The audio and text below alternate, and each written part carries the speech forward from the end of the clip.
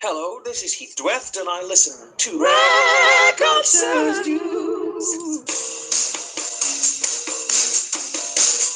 Hello, this is Heath Dweft.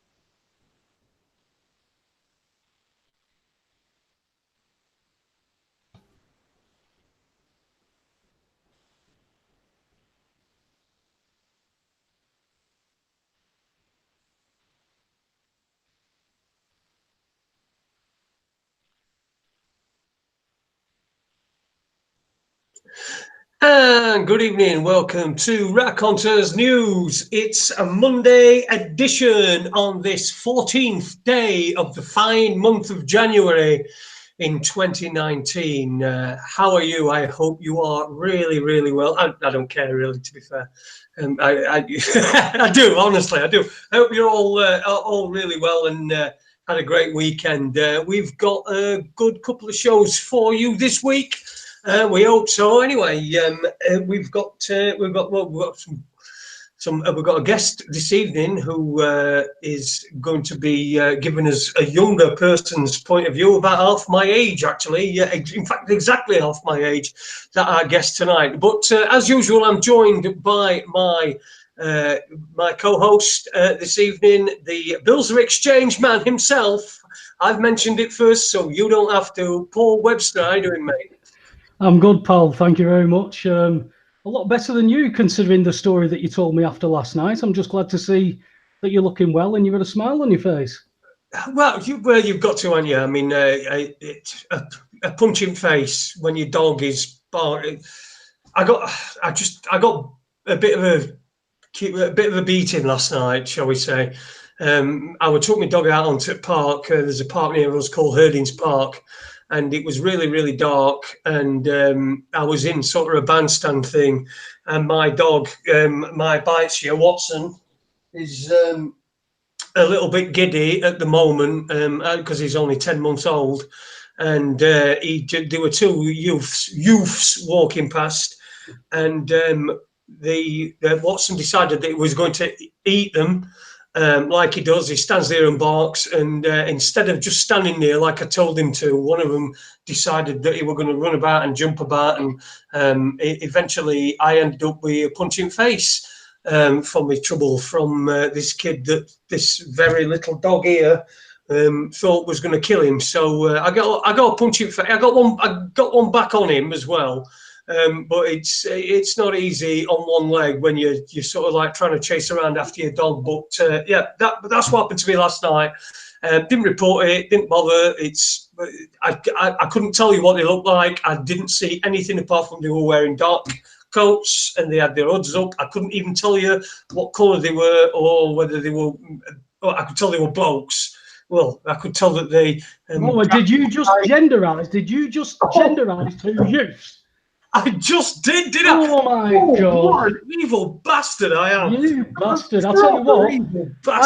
What I couldn't work out, Jason, was I was trying to work out whether now was he on his false leg or was he running around in a scooter after these lads? Well, it was a bit of both, actually. I was in my scooter and I'm trying to grab Watson just so that he stopped trying to attack this kid, and it was really weird. You know, this kid. There were two of them there, and they were really weird because one of them just stood there, and Watson didn't bother with him. He just left him alone. But the other one, who was jumping about, and then when he punched me in the face. The other guy, the one that was stood there, and I don't know whether this would have perhaps could have got a little bit worse for me, but the other guy said, "Look at him, fam! Look at him, fam! He's only got one leg. He's British Army, innit?" And like, and give him some respect. Give him some respect, and that, you know, I don't know whether that I'd held any weight with him or whatever, but I weren't going to argue and say, actually, I'm not fucking British Army. You know, don't fucking insult me anymore. As he walked off, did he shout, "Good luck in the Invictus Games"? yeah, that could have happened. Yeah, but it could have been a lot worse. But it's that dog getting me into a fight, which means now he's got an appointment next Wednesday to have his nuts chopped off. I keep telling him to, spend a little bit of time with your testicles because they're coming off. But he seems to be able to understand me. How's your weekend been anyway, Webby? It's good. Quite a bit of illness going through the family at the minute. This norovirus that doesn't just seem to be nationwide. I mean, you've had people on cruises, haven't you, being confined to the ship and all that kind of it. So that with this chest and cough that is going around, that it's been a bit of driving about nursing, basically. Fortunately, it only got hold of me for a few days. And the cough that I had, I thought I was going to, I knew people who'd had it for like 9 weeks. And then my mate, who's a doctor, just said, do you know what? This is a little known remedy, this, Webby. He said, diced onion, cover it in brown sugar, leave it for a few hours. The syrup that forms after it, take 2 teaspoons of that 3 times a day. 3 days gone, mate. It was magic. So other than that, I'm still rehabilitating. My shoulders now just need, fortunately the ultrasound shows I don't need an op. It just needs rehabilitating. So our NHS, being the bastion of science that it is given me a rubber band to exercise with. So one of them, for my wheelchair. Yeah. What I had to do is I had to hook it over the back of my wheelchair and pull it like that. Yeah, I've got one of them. I used it once. The private physio he said, I'd give you one of these, but we have to charge you a £5. You'll get a free one from the NHS. We've got 2, man. Listen, if anybody wants one of them, it's only goes like that, and you put it on the back of your wheelchair, and you're doing that, and that's how you build up your upper body strength. Yeah, I've got to go up the wall and like that. Anyway, listen, let's get on with tonight's show, because I were contacted last week by somebody who you probably all noticed. I actually didn't know that this was the same person until we just hooked up on this Facebook hangout. This YouTube hangout. But we've got a younger person's perspective tonight. And this guy, he got in touch with me last week, said, can I come on your show? And I said, yeah, of course you can come on. We like to get guests on, although sometimes it doesn't. Sorry, we like to get listeners on. Sometimes it don't go quite so well. But I had a brief conversation with him beforehand just to make sure that we weren't going to be just talking about stuff. So anyway, everybody. Not mentioning any names. All the regular people in the chat room will recognize the name. The name is Uni Black Sister. It is Taylor Beumeler. He's over there in Washington, D.C. He is a listener to Raconteurs News, and now he's a guest. Good evening, Taylor. How you doing, mate? Oh, I'm doing pretty good. I just wanted to correct you right there. You said Washington, D.C. It's actually Washington State. Oh, right. Okay. I do apologize. Yeah. Also, and don't worry. You actually live in the United States of America then? Yep.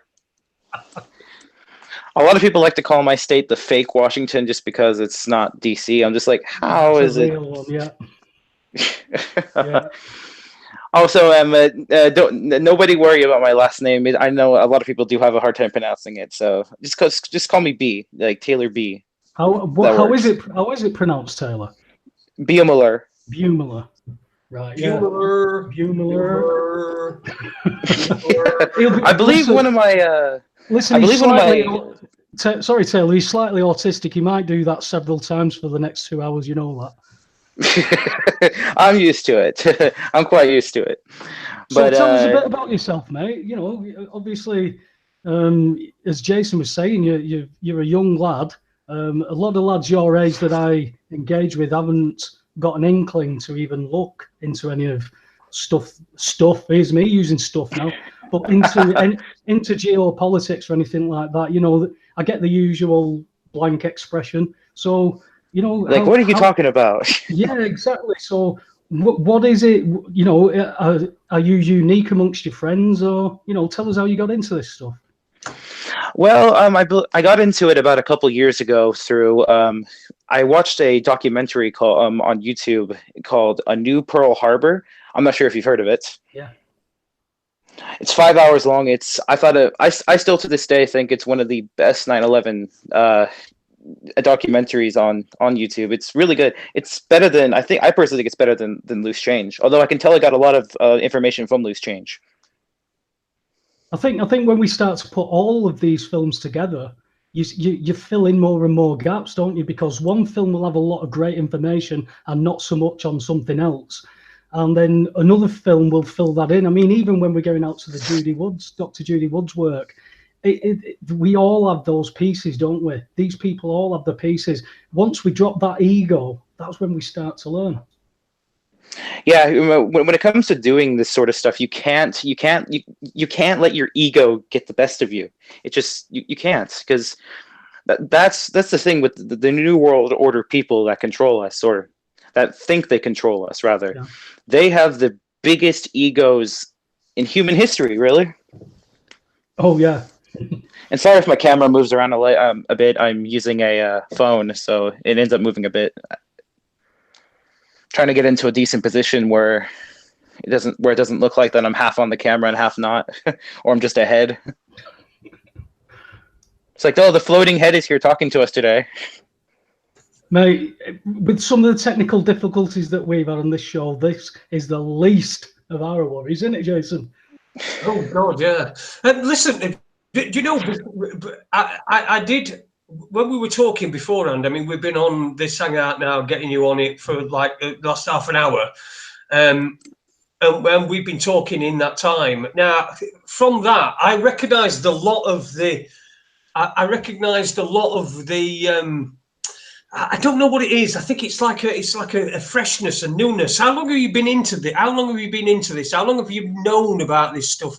Because I detected that sort of fresh, new, I don't know, the aura around you and the things that you were saying. And I will say as well, some things that we were talking about before, and I also recognise the naivety of what you were saying as well. So how long have you been into this, and what really triggered you? I know you'd said that you'd watched the 9/11 video, but you don't just go and watch a 9/11 video, do you? How did it actually come, that part come about?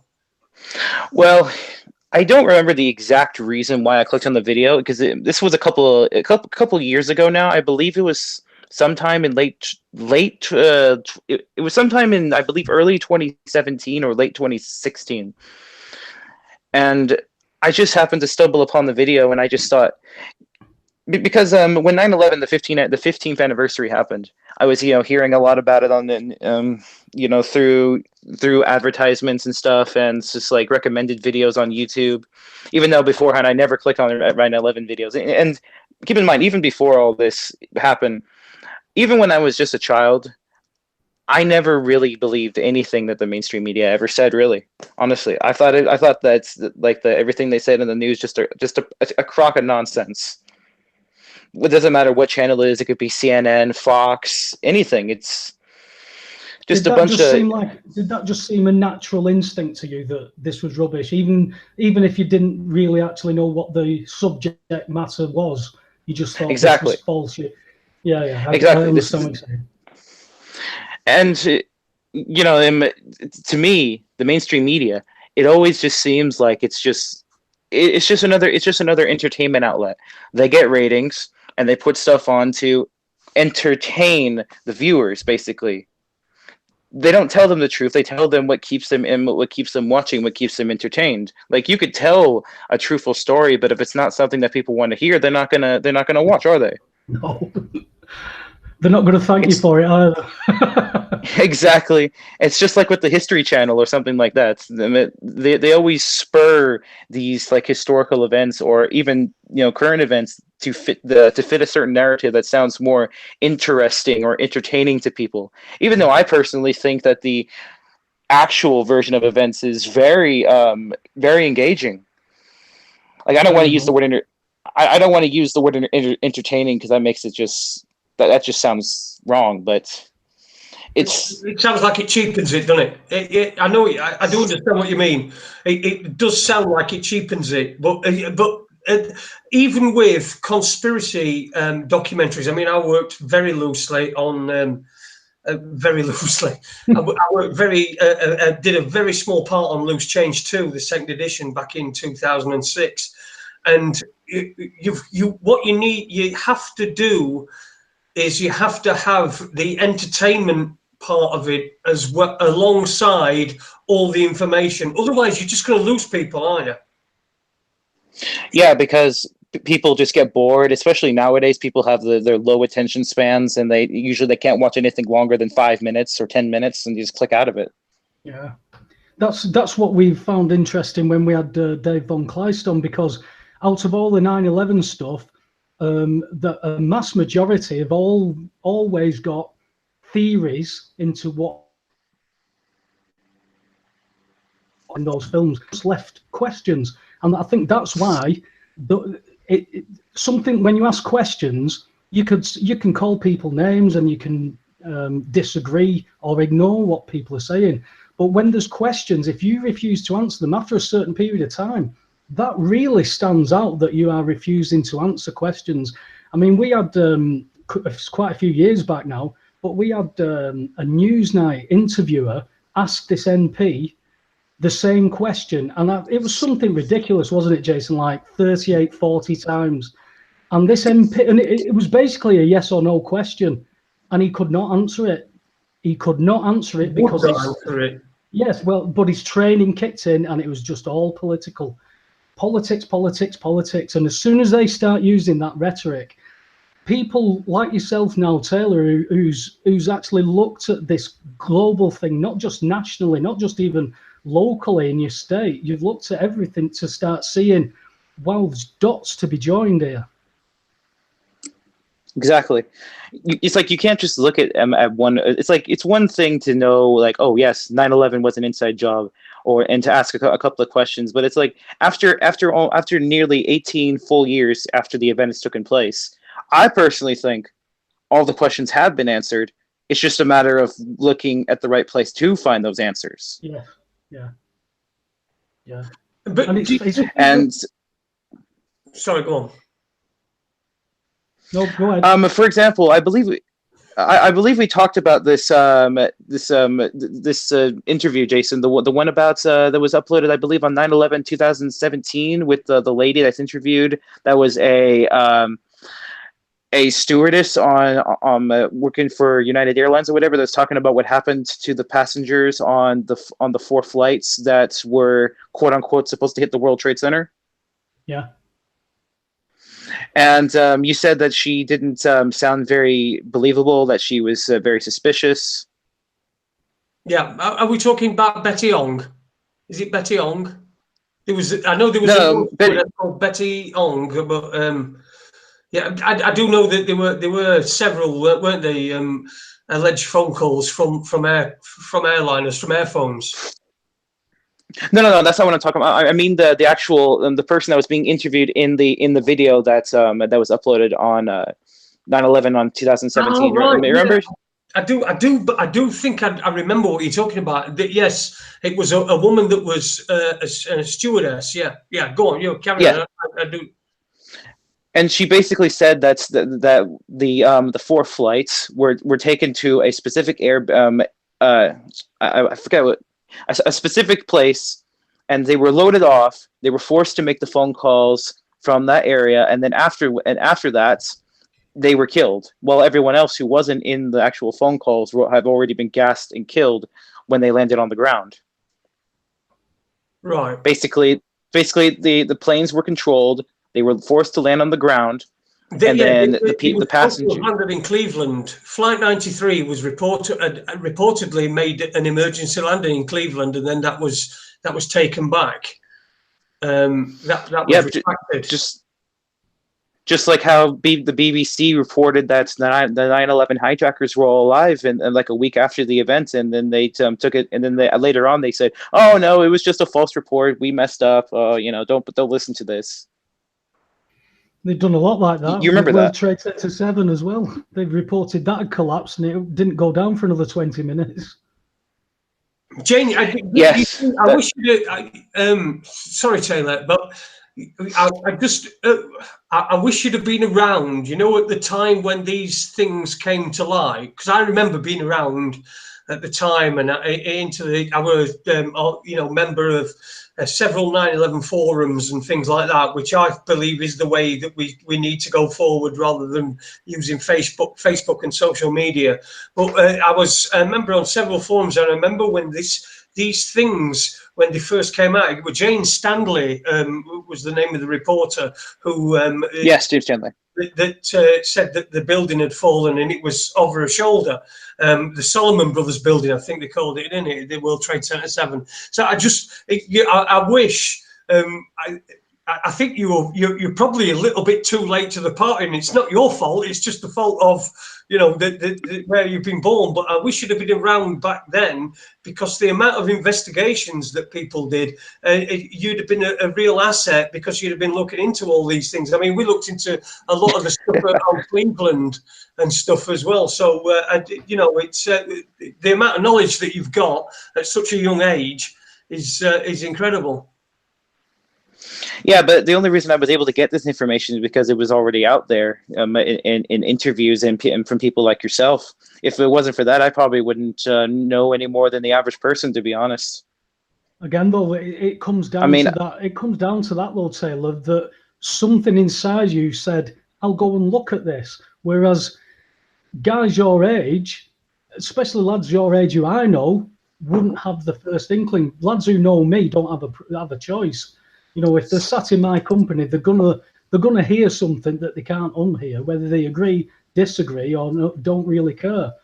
The ones who know me accept it for what it is. But you've actually gone and looked at something and gone, well, that's not right. Now everybody can do that, because I remember in 1978 or whatever seeing a documentary on the Kennedy assassination. Me and my dad, I was only 8, something like that at the time. Me and my dad shot air rifles. And I said, hang on, Dad, this bullet, this last one, it's hit Kennedy, it's stopped, it's turned right, it's stopped, it's turned left. How did they get Was it the Nova film? No, I can't. No, it was the investigation into the Warren Commission's findings. And I said to my dad, how did they make a bullet do that? And all my dad said was, they can't. Then he left it at that, because he knew at some point I would go and look. And that's what got me into this. But you can look at the Kennedy assassination, pull it to pieces for all you like. It's still neither Lee Harvey Oswald, wherever you want to go with it. Now, some people are satisfied to stop with Kennedy. Some people are satisfied to stop with 9/11. Others with 7/7, or what happened over here. When you start to look at all these collectively, then you start to see a pattern. These aren't mistakes. This is a design now. And if you can't see that you're involved in that pattern and what it is doing to your life, like you have done at your age, my God, if you've got to wait till you get to my age, I was 38, 39 before I even started to grow up. And it's circumstances that do that. Me and Jason talk about it all the time. Until it punches you in the face and kicks you in the balls, maybe nobody will do anything. Yeah, that's the thing. Speaking of 7/7, I'm actually is that the London train bombings? Mm-hmm. Yes. Okay, yeah, just making sure. Yeah, 7th of July. I'm not too familiar. Yeah, because I wasn't. I forgot the exact date of the event. Well, if you, I remember it was around that time as well. It was, I believe it was. I saw an article. I think it was by CNN that was made around around Christmas of 2004. like it was supposedly Osama bin Laden was saying that he was going to cause another cause another big traumatic event that would make 9/11 look like nothing in comparison. Yeah, it's nice And considering he'd probably been dead about 4 years. Then it's nice that we hear things like that. But if you want to get a good take on it, off the top of my head, you can't go wrong with a couple of films: 7/7 Ripple Effect and Ripple Effect 2 by a friend of the show's and Jason's. You know that there's a cracking couple of films, a lot of great information in them. Yeah. I mean, it's like. Sorry. Solved it. Solved 7/7. God himself has solved it. He's a friend of mine. Sorry, he's a friend of the show's. He's a friend of mine. But he's an omnipotent, all-seeing man. So, but it's brilliant films. Brilliant films. Ripple Effect. In fact, he's done quite a few films with Ripple Effect in the title. So I don't know if you know. I don't know whether you're localized to a lot of American stuff and you perhaps know more about 9/11 than you do 7/7, but that would be a good place to start. Yeah, I actually am curious to learn more about that, because all I know is basically that there's no way that they claimed that these so-called terrorists, suicide bombers, whatever, ridden into London on a train which was supposed to be cancelled, which that instantly tells me this is nonsense. Well, that's where 7/7 starts. And if you don't answer that question, we can't go any further. And that question is refused to be looked at. So until you answer that question, how the hell do you get these people there? Because it starts to make sense that on the same day, you had 2 terrorists shot dead in Canary Wharf. Now, who are these terrorists? Because we don't get to hear about them ever again. Maybe it's because they got there late, and then these trains that they may have been involved in have blown up, and they've gone, shit, we would have been on that. What the hell's going on? There's questions. Yep. There are questions, and that's where it's got to stop and then investigated. When you can't investigate, there's something so wrong. Exactly. It's just like with the a couple months of, I think it was like November, December of 2001, and there was an interview made about talking about certain stuff about 9/11 that was never aired again. And I believe the guy that was I forget exactly which channel it is or what exactly he said, but basically he was cut off and it was never brought up again. I think it's called like a secret 9/11 broadcast or something like that. Oh, and of course, the whole thing with Mayor Giuliani saying that he was told that the buildings were going to collapse before they actually came down. And then when he was running for president, he said no. He said in an interview, "No, I never said that. I never said that." Yeah, we had it over here. We had a guy on the day, a guy called Peter Power. Just like how Bush conveniently Oh, go ahead. Sorry, you cut out. No, sorry, there might be a bit of a delay. We had a guy over here on the day, live on BBC television, who was being interviewed. His name's Peter Power, and he ran a consultancy firm called Visor Consultants, and they were actually on the day they were running a scenario involving thousands of staff, be it ambulance and all this, based on scenarios of explosions going off in the exact same places, 3 trains and a public transport. And the BBC interviewer, Taylor, says, the exact same scenarios, and he says, at the exact same time. And this BBC interviewer goes, wow, I can't believe it. And he's going, I know, the hairs on the back of my neck are still standing up when I talk about it. He says, we had to go from, he said something like, we had to go from quick time thinking to real time doing. How convenient that there was a drill. How convenient again. That's exactly what happened on 9/11 with the Operation Vigilant Guardian. They were practicing the exact same stuff that was going on. It's like it's like with all these, it seems like it's a running pattern with all these big events, with like these big quote unquote terrorist events. Basically, they're practicing they're practicing for an event, and then it happens at the exact same time, so they can use the excuse of, oh, we have to transition into a real life scenario. It takes time and we're not prepared.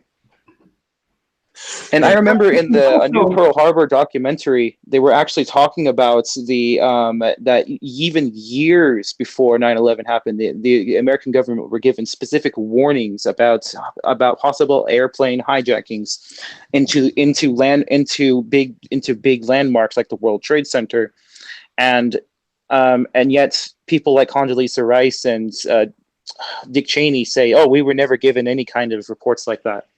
Yeah. They even said that nobody could have envisaged aeroplanes being used in that way when their own documents tell you otherwise.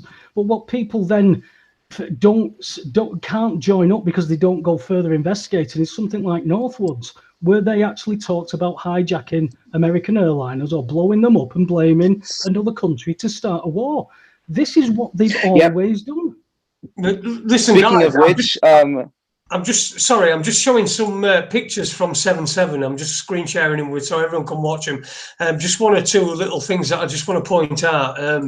The first one is this one. This picture here. This is the 4 alleged terrorists that are entering Luton Station, and as you can see on this picture here, this part of the fence that's behind him should be behind him rather than in front. So because the other bar is behind him. Sorry? The higher bar is behind him and the lower bar is in front of him. That's correct. Through him. Yep, that's right. So it's there you go. That's one anomaly. I also wanted there's a couple of these that someone's put on a mobile phone, but this as well. You see this company, this van here, Kingstar. This company is a controlled demolition company with explosives. Kingstar, they're right next to this bus that's blown up. Nobody can ask these questions. I'm showing a few of these things that a lot of this stuff, has fallen out a bit. I've not forgotten about it. So as soon as I see it again. But there is so much information that's available on all these attacks.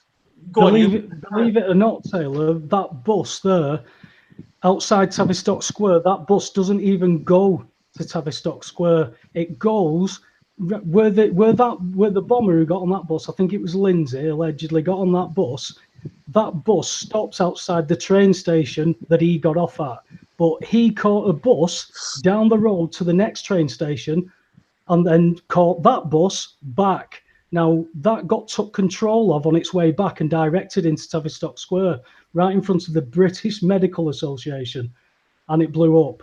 So the only vehicle that was taken control of by police on 7/7 was that bus, directed into Tavistock Square outside the British Medical Association and blows up. Again, all it leaves me is with questions. And this has got to be the most ridiculous picture ever. You've got someone's got a mask on. So what did somebody think? Right, I'm going to take some masks out with me today. This bloke here, whoever he is, he's got rubber gloves. It's a burn mask. It's probably from Tavistock Institute. I mean, it's a GIMP mask, isn't it? You've got this GIMP mask on, and you've got this bloke who's like holding this woman. He looks like he's got a Fitbit on and all. Back then, I don't know how he's got that on, but he's got his Fitbit and he's got his rubber gloves, and he's also got this. He's got this. She looks like she's got a dog mask on. Hang on. Did you genderize that person again? That's twice. That's twice. I'm genderizing them. Who is that lady? If you've got that on your face, and you allow somebody to take a picture of you with it on, then you don't give a fuck what gender you are. So I'm going to genderize her. Who are those two, by the way? That's just a general member of public who was allegedly on the bus, isn't it, that, Jason? Yeah, it's some injured people. That's all it is. It's like this injured person here, and we've put this on him, on them. I mean, come on, for God's sake! Who? That's supposed to be. So you're saying that mask? They said that's supposed to protect you from injuries, or that's supposed to keep you from bleeding or something? Yeah, what they're saying is that she was involved in an explosion, and because she's got burns, that's a burn mask to keep moisture on her face. What? What kind of a burn mask? It's a good job her hands were protected. Looks like a Halloween mask. Yeah, her hands are okay, aren't they? And her clothes. I And think her it, head seem to be Yeah. singed or anything. I think that's Mrs. Myers. He's got rubber gloves on, so perhaps she's just going with him, thinking, well, he's got rubber gloves on and he's got some protection. You know, I might get a bit here because rubber gloves 2 OP. Rubber gloves 2 OP, guys. Next time there's an explosion, just wear rubber gloves and you'll be safe. No, listen, we've already sussed it over here, mate. We have bomb-proof Lidl bags. I don't know if you know what Lidl is, but Lidl is it a Swedish supermarket that's over here? It's German supermarket that's over here. And we allegedly had a guy take a bomb and explode it on a train. And all it did was really fizzle and flame a little bit because this Lidl bag stopped it from injuring anybody whatsoever and even burning the seat next to it. We've got marvellous stuff over here, Taylor. If you need anything like that, give us a shout.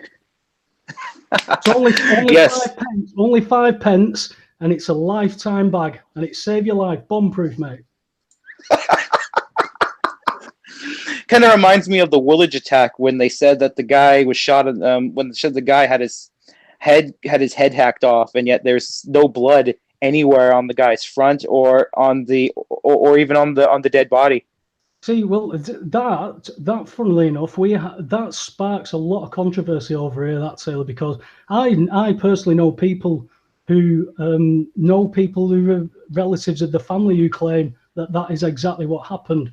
I haven't got a clue. We had Chris Spivey, who's, I don't know if you've ever heard of Chris, but he went on a mission type thing to show exactly what you were saying, to try and show that. He ended up in court and everything. It's these type of things that people get obsessed with. There's bigger stuff too, But you're right in what you're saying. There's questions, but people, it's raw. Do you know what I mean? It's like over there when people talk about 9/11. How many times have you must have heard yourself where they say, "Show some respect. People died on that day." They don't want you to talk. Oh yeah, all the time. People say that all the, especially on YouTube. If you try to say that in the YouTube comment sections on like a CNN broadcast or something like that, if you try to bring up the whole, it was an inside job or anything like that, people will always come up with that same excuse saying, "Oh, you're disrespecting the dead." Okay, first of all, I'm pretty sure that these dead people aren't going to know I'm posting this comments one way or the other anyway. Second of all, how am I disrespecting them by bringing up questions that doesn't make any sense? If anything, I think they would be respected because I'm trying to uncover how these people were killed. I think that's the fundamental thing. If you, no matter how childlike the question is, if you can't ask that question, there's something being protected, because if it's true, doesn't need protecting. The truth is the truth. It'll stand on its own. Yep. You've heard the saying that, even if you're telling the truth and there's only you telling it, as long as it's the truth, that's where you've got to stand with this. A lot of time people accept truths and it belongs in their life. And if that stays true, then I can keep all my plates spinning and life is great. When one plate starts to wobble, if it lands onto another plate and all the plates start going, you see people's very existence start to fall away. Because when I started to, I hate using the term waking up, but when I was getting battered and trying to learn everything, and then all these dots are jumping out at me and saying, "Oh my God, look at the state of this." You try and tell people, Taylor, they do not thank you. They don't thank you for you telling them that they're being ripped off and showing them. They really don't. And it's the same when you start talking about conspiracies like this. People talk about 9/11, no problem. People talk about 7/7, all these big things that don't involve them. But you brought up stuff that I know people personally that say that personally affected them because of people that they know. I can't question that. That would be like me you telling us something personal and saying, "That's a load of shit, that, Taylor, you just made that up." I've got to take these people's words at it, because these people don't go around telling lies about, I know these people. So you're left with all these questions, and you start to govern yourself whether you can ask those questions. And the PC stuff is really what's strangled all that.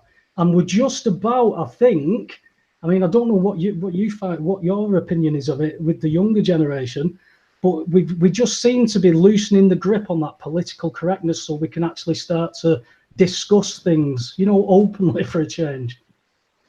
Speaking, I actually just want to mention real quick about the whole family members and people close to them that tell you stories that you're not supposed to question. The thing is, usually those kind of people are the same ones who are being paid off by the people that actually did them, so that way that they tell the mainstream narrative. Like, for example, with 9/11, Ted Olson, when he was his wife was quote unquote killed on Flight 77. But the thing is, if you look into it, apparently she's still alive, and yet he still goes on telling that his wife was actually killed. I'm with you. There's me and Jason were only talking about the 7 astronauts from NASA from '86, who 6 of them definitely appear to be very much alive, even though 2 of them claim to be. Yeah, 2 of them claim to be the identical twin brother of the ones who died in the Challenger. Identical twin brother, guys. Yeah, the identical twin brothers. Yeah, the people I were talking about, Taylor, I work with. These people know those families, so they were through people who knew people. They weren't people I'd interviewed or just spoke to. The people I know where I don't, they don't make stuff up. So I have to take that into consideration as well, because I certainly don't know everything, but I'm trying to find out as much as I can. But I do take your point. We've been lied to about everything, basically. You've got to question what is up these days.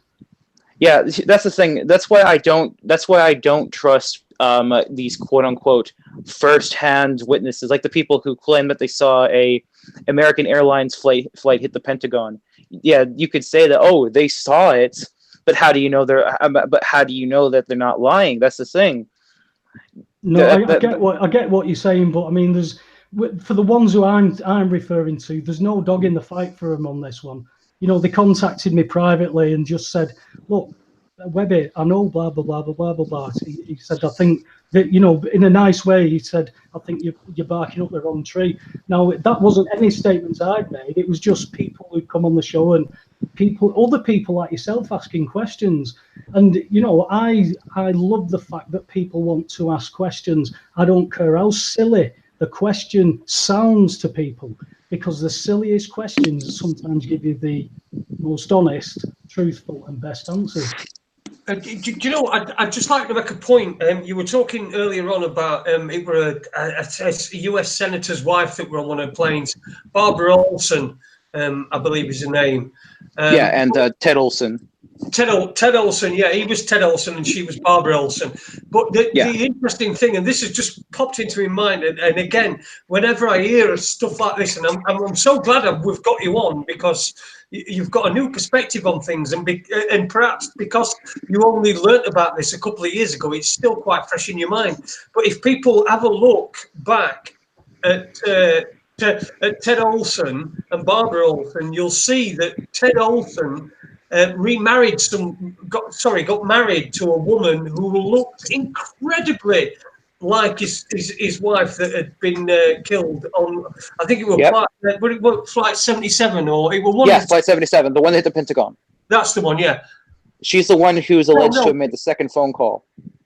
I thought it would not. Which one hit Pentagon? Yeah, 77, weren't it?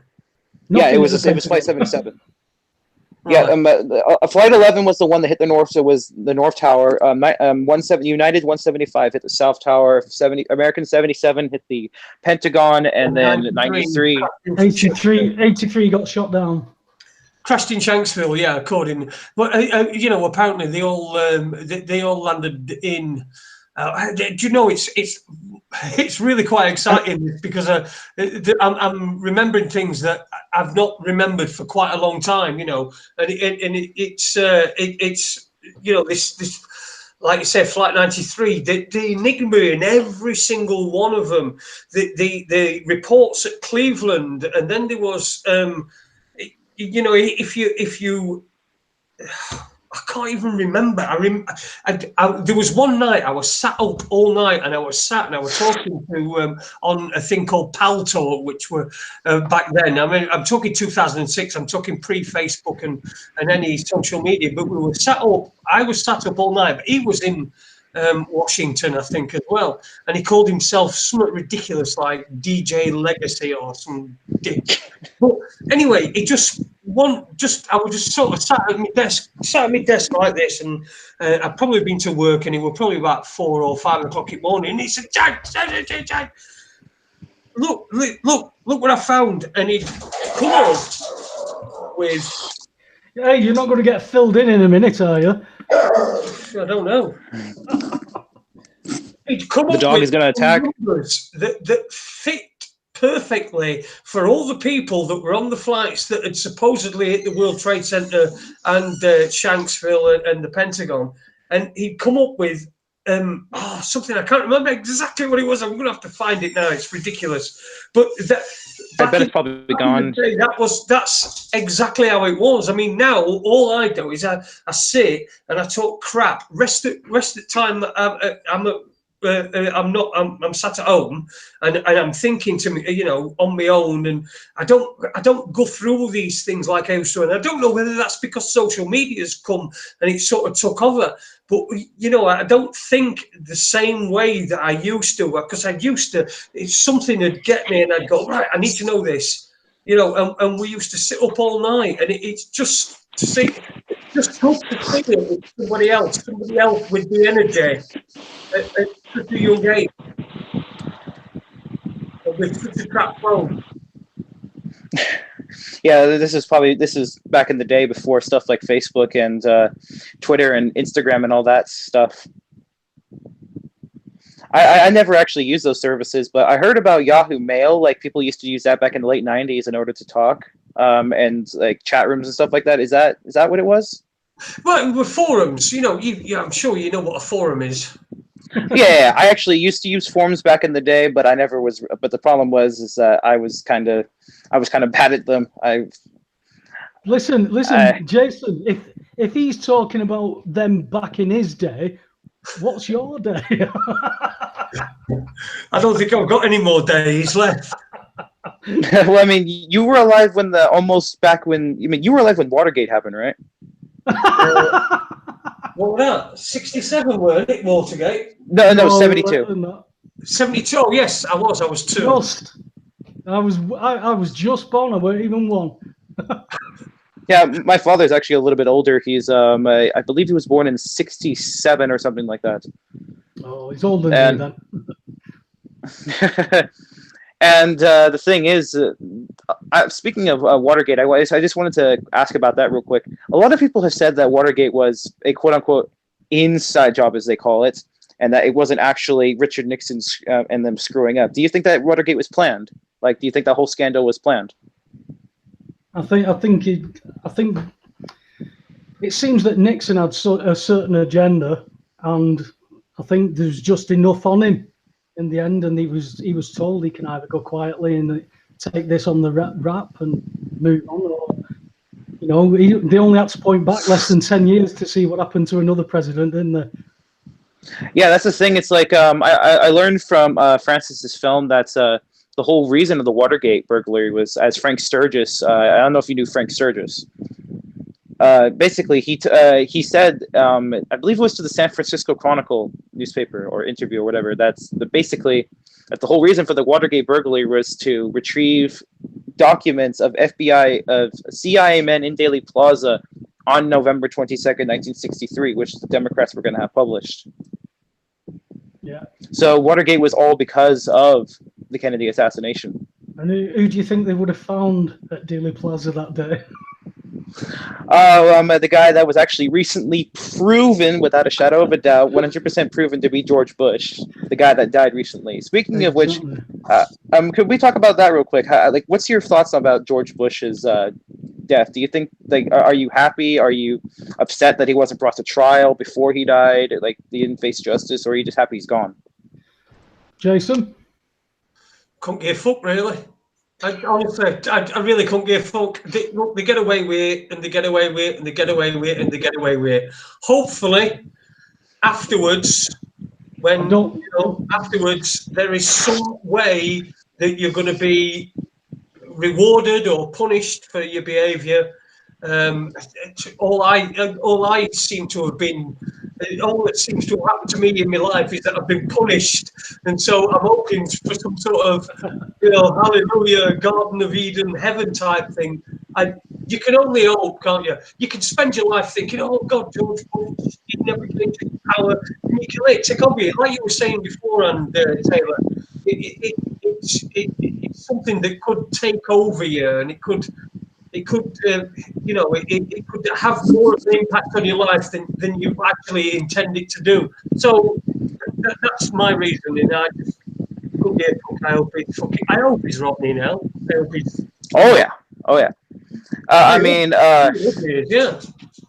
When you look at the occultic level that the Bush family has been linked to, and all these dark rituals, and not even putting aside Moloch, and putting aside Skull and Bones and Moloch and Bohemian Grove and all that. You look at the Kathy O'Brien stuff, who talks about her 5-year-old daughter coming back, knowing that she'd been abused by George Bush. The Franklin cover-up. People just say, "Oh no, he wouldn't do that." Yet that man went to his grave with people, flag wavers, thinking that this man saved America, brought peace, got rid of the wall, all this kind of rubbish. The Soviet Union and all that. I don't know if either of you caught one of the last speeches that he did was he was talking, and he mentioned about Kennedy, and then he says something along the lines of and a crazed lone gunman, and he goes, you can see him grin. I saw that video.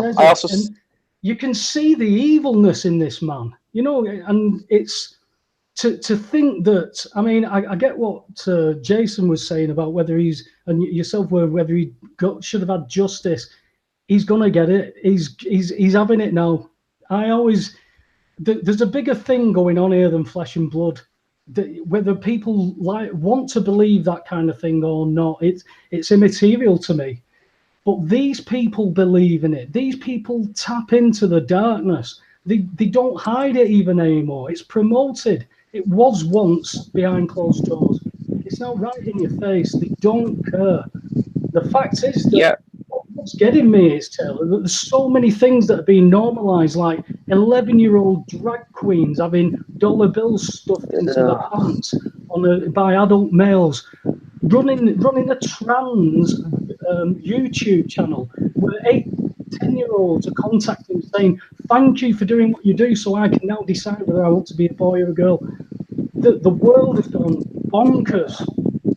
Yeah, I actually wanted to ask you about that. What do you think about the whole about the whole just transgender just stuff in general, like being gay, not knowing your, like, quote unquote, not knowing your gender, all that? Jason, look. If you don't know your gender, you have a look and go, right, hang on, yes. What are you, mate? I'm male. I'm male. I've got a penis, therefore I'm a male. Now, whether I'm a male that wants to have sexual intercourse with a man, or wants to have sexual intercourse with a woman, or wants to have sexual intercourse with a fucking pig, it makes no difference. It doesn't matter what your orientation is. Obviously, we're not fucking advocating fucking pigs here on Raconteurs News, obviously. There are people that do that. But yeah, it's not. Yeah, of course they do. Yeah. Yorkshire, mate. Sheep over there, pal. I heard a story once about a lady who tried to get fucked by a horse, and it ended up going so far inside her it killed her. That's been going around for a long time, mate. That's been. You've seen that film, haven't you? I'm not surprised. It's what they call an urban myth. I'm sorry to burst. Honestly, I heard that probably when I was your age as well. But listen, it's great. Listen, we're at. You confused us with pig fucking. No, you are, Webby. What do you say, mate? Confused us with pig fucking. No, come on, get back onto it. I want to ask you, Taylor. have you got some wind somewhere? I don't want to ask you if you've got wind. Oh, sorry, that's my fan. A bit of getting a bit That's my of fan. It's a fan, is it? All right, okay. Sorry, these big things make my head kind of warm. So that's why that's why I'm trying to see if the fan helps. It's not really helping. So forget it. We're going to have a break in a couple of minutes anyway, so you'll be able to take it off, take them off, and pull you. Do that instead. It's we'll probably be able to do it. It's just that we're just a little bit coming through. Raconteurs news. Yes. Heath, you've got to. I'm sorry. I'm just going to send a message to Heath. We've got a message from John to Heath saying, "Can you get some more records made for this year, 2019, please? Thank you very much." A big hello to everyone who's in the chat room. New Being, Super Leads, 11258 Stool is chased sheep in the nude, he says. Well done to you. Kendo Taylor's in there as well. Hello to everybody who's in the chat room tonight. We really, really appreciate your support, listening to us rather than watching the fabulous EastEnders or Coronation Street or whatever other shit's going on. Listen, Eric Cookie Munster, I don't know if he's on tonight, but he does a show after us, whether it's on a Monday or a Tuesday. I can't quite remember. I think it's Monday night. So Eric Cookie Munster, after us, find him. He'll be in this. It'll be in there, probably in the chat room, but it'll be about, do a search, Hairy Cookie Munster, and you'll be able to listen to his show as well. Just after us, and there's a lot of people from the chat here at Raconteurs News that bob themselves over there, so you'll still be around your mates as well. Right, listen, I'm going to play a record. Sorry, Jax, just for interrupting. I don't know if you saw anything at your end when you did the introduction. Most of the song didn't play my end. I don't know if it went out. Nothing showed on YouTube either. So same. It's probably because what I'll have done, like a bell end, is I'll have muted the microphone, which I've done. So I won't do that for this record. We're going to play a record in the middle. Andy! Oh, Andy's here.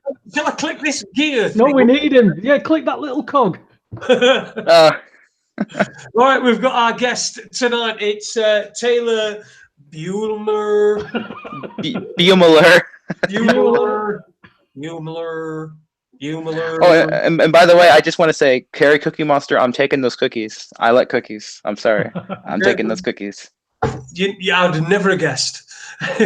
Anyway, we're going to play a record and we'll be back in the second hour with Taylor Beumeler and Paul Webster and myself, Jason Holmes. I'm just going to play an Heath record and then we'll see you in a few minutes.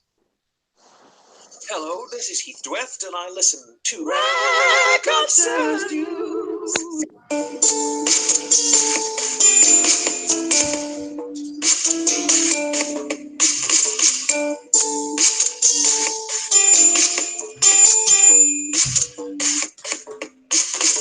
I am a 1 in 10, another anomaly. I am a 1 in 10, even though I don't exist.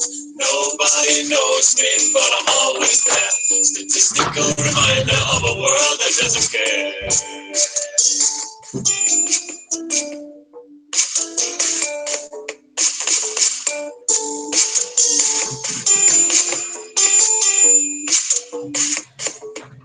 My arms are full, the dole, malnutrition dulls my hair. My eyes are black and lifeless with an unprivileged stare. I'm the beggar on the corner, will no one spare a dime. I'm the child that never learned to read, cause no one spared the time. I am a 1 in 10, another anomaly. I am a 1 in 10, even though I don't exist. Nobody knows me, but I'm always there. Statistical reminder of a world that doesn't care.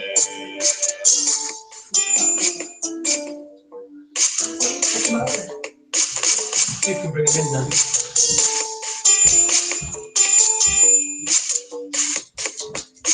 The murderer, the victim, I'm licensed to a gun. A sad, bruised old lady in an alley or in a slum. A middle-aged businessman with chronic heart disease. I'm another teenage suicide in a street that has no trees. I am a 1 in 10, another anomaly. I am a 1 in 10, even though I don't exist. Nobody knows me, but I'm always there.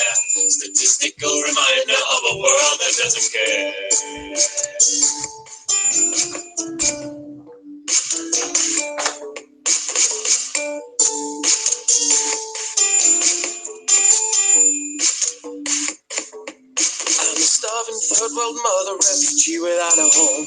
I'm a housewife hooked on Valley, I'm a pensioner alone.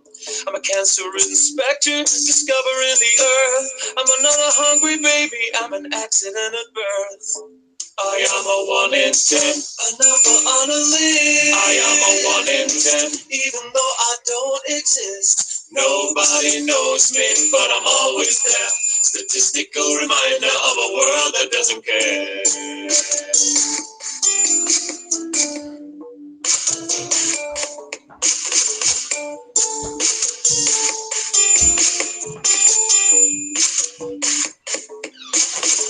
I am a 1 in 10, another anomaly.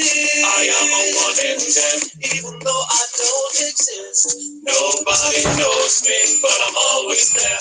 Statistical reminder of a world that doesn't care.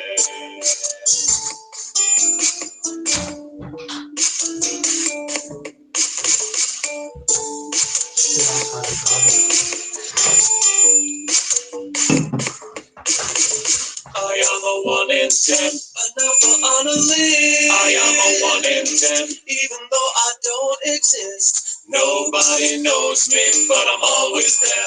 Statistical reminder of a world that doesn't care. Well, make no mistake, my friends. The time has come to choose. Well, but everyone in this hall knows in their hearts that England is simply the greatest country in the world. So why should the nation that produced Shakespeare, Dickens, Christopher Wren, Florence Nightingale, and those are just the people on our banknote, for Christ's sake, go down to the continent that produced Hitler, Napoleon, the Mafia, and the Smurfs? My friends, I have toiled in the bowels of Europe, and I know what shit passes through shit. And I won't say, oh, pardon my French, because I think it's about time we had some bloody good old-fashioned Anglo-Saxon. Before me, I see thousands of brave Britons, whereas behind me cowers the ranks of the gutless, the spineless, and the brainless. So are we, the victors of El Alamein, going to allow these faceless people to sell us into your oblivion? Or are we going to stand up in this great British party and demand our country back? Or if that is the will of the conference and a man is needed to save Britain, then I am hungry.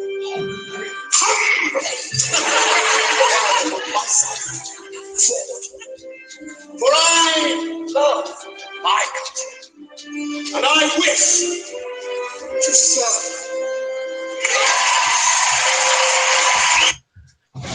There you go. Welcome back to Raconteurs News with me, Jason Holmes. I present this show humbly, but yeah, perhaps not. Hey, Webby, how you doing, mate? All right, are you back? You're in good form. Nice to see a few compliments for your hat tonight, pal. Oh, nice. It's just an old thing. I kept hinting at hats before Christmas, but one never manifested. So I'll have to sort myself a new one out. Listen, mate, you ignored hints. That's one of my things. You know, when this thing first occurred to me,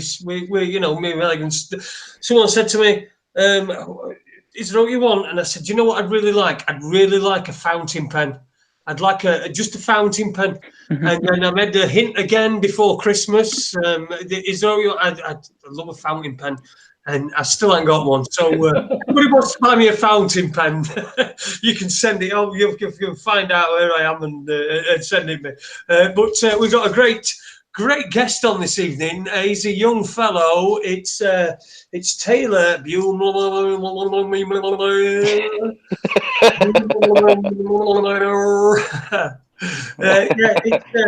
It's known in the chat room as Uni Black Sister, and he's been having a great chat in the first hour. This is what it's all about, innit? We don't really do interviews, do we? We don't. We'll blow smoke up your arse. If you shit, we'll tell you your shit. But certainly not. And it's been a great interview so far. What do you think, Webby? Yeah, like I said, it's good to see somebody at Taylor's age, not claiming that they after 2 years that they've found the key to everything, but to go, wow, this is somewhere I started, and look at what's opening now. Look at this. Look at how much I've not been taught. One thing I'd like your opinion on, Taylor, is I don't know. It seems quite prominent on my newsfeed, but I don't know what it's like in certain states. Have you got a Planned Parenthood over in your place? Planned Parenthood. I'm not really sure what that is. That is a place where the people can go for abortions from, I think they're promoting from the age of 12, 13 now, without parental guidance on these things. Are you saying that people like 12 or higher that are pregnant can have abortions? Is that what you're saying? Yeah. The Planned Parenthood, it's called. I don't know anything about that. Say again. It's probably a bit young for that, isn't it? Planned Parenthood. That's what I'm saying. These things are cropping up all over the states. I'm wondering if he's prevalent to that. I mean, we had Derek McCabe on last week, who's running as an independent MP for his local over in Ireland, and he was talking about the Planned Parenthood, or what the equivalent of what's coming into Ireland now, where people can go and have these abortions on tap, and they're talking anything aborting. I've heard full-term abortions, and some places have even talked about going up to the ages of 2 for an abortion. This is how sick that society is now getting in quarters.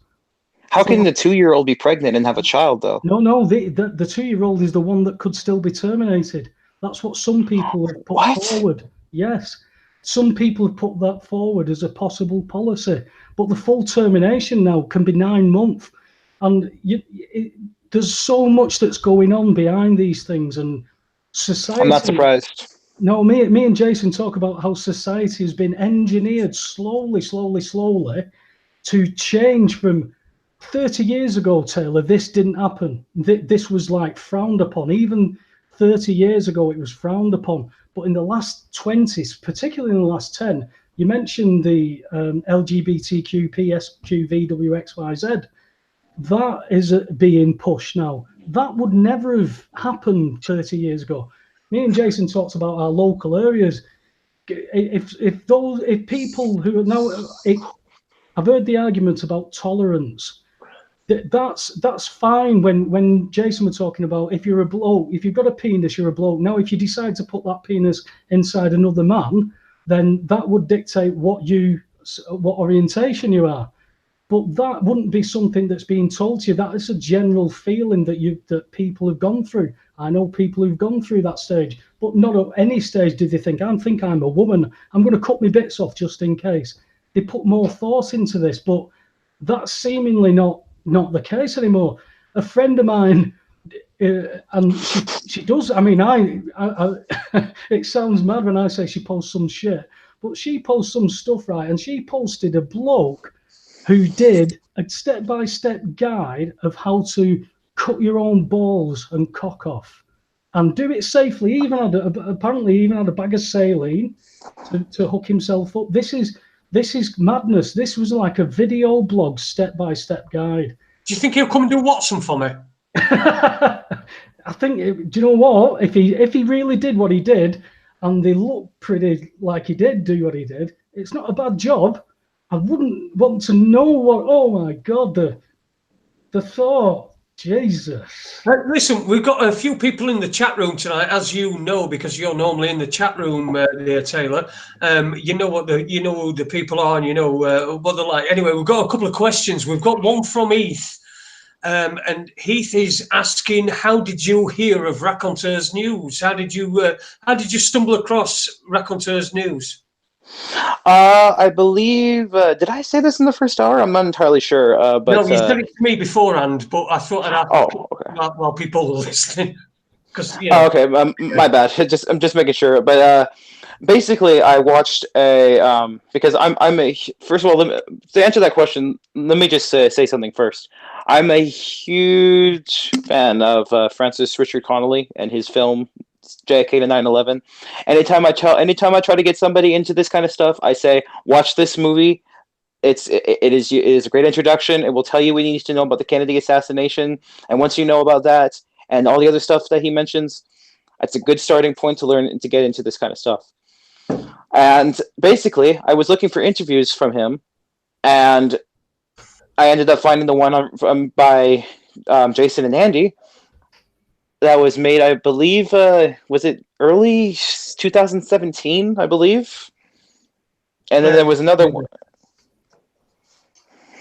And and then there was another one, I believe just about 6 months ago now. Yeah. We've had him on a couple of times. We've had him on 2 or 3 times. I've interviewed him on my own. I've interviewed him with Andy. And I can't remember whether... I know, but again, a great interview guest. And like you say, his film 9/11 to JFK to 9/11, everything's a rich man's trick. That's it's a must see for anybody, and I do agree with you that it's a great way in seeing that. But inadvertently, because of that, you found us, and now you listen. I've seen you quite a few times in the chat room, so we must have stuck to you somehow. Yeah, I mean, because the thing is, ever since I saw things like JFK to 9/11 and A New Pearl Harbour, I started looking around. I started becoming curious about who else might be a legitimate. I don't want to. I don't know if that's the right word to use, but basically someone that actually is not a shill and is telling the truth. Basically, people. But I ended up finding a lot of people like Alex Jones who just didn't seem like that they were sincere, that they were just talking nonsense, or that they were just talking a bunch of religious stuff, saying, Kennedy was nothing more than a shill. He was because God says that this and all this and that, and to me, all that stuff just says, oh. Like you're not trying to really tell the truth. You're just showing your own religious views.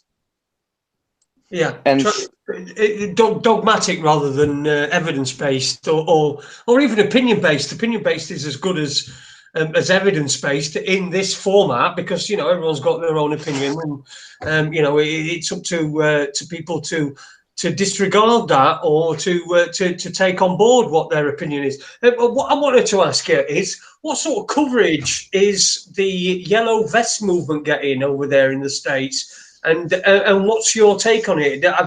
I'm assuming you've heard of it. I'm going to be honest. I don't think it is covered over here, and yes, I have heard of it. But the thing is, I only know about what I've seen in the last few interviews that you and Cookie have done. That's about all I know. I don't really know much about it. When you guys first brought up, I think it was like a few weeks ago or so, I was thinking, okay, what is this? I've never heard of this before. But from what you guys are talking about, it seems like it's a movement to, I believe it was in France. Is it? That's where it began. Yeah. And it's basically trying to, I forget what exactly are they trying to do? It allegedly started over fuel tax, which was the price of gasoline going up again. And it's, the people in the cities weren't too bothered because, you're all jammed in like rats on public transport in the cities.